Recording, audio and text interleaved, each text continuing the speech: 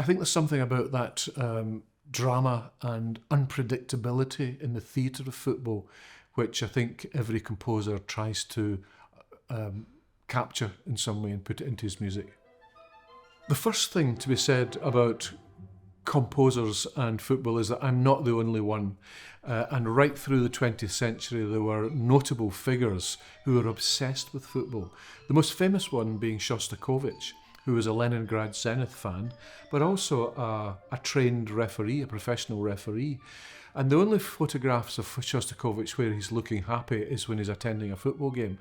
And he wrote music about it. The Golden Age is about a Soviet football team that comes to the West, and there's various intrigues and arrests and drama and so on. But he's not the only one. Martinů was a Sparta Prague fan and wrote a football piece called Half Time, dedicated to Sparta Prague.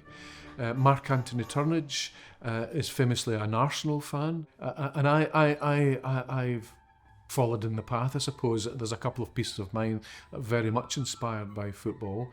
The Berserking, my first piano concerto, it's probably the only piano concerto in the history of music that is inspired by the away goals rule in European football.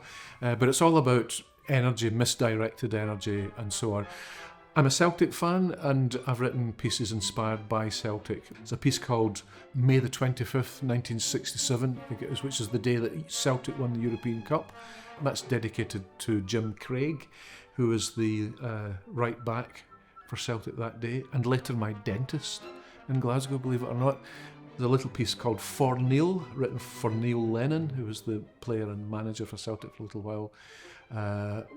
There's a piece called Walfrid at the Gates of Paradise, which is dedicated to the founder of Celtic. It was Brother Walfrid, a Marist brother.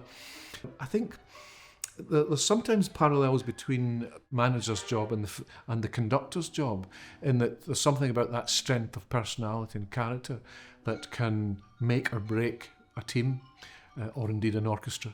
But I think there's something about that drama and unpredictability in the theatre of football, which I think every composer tries to capture in some way and put it into his music.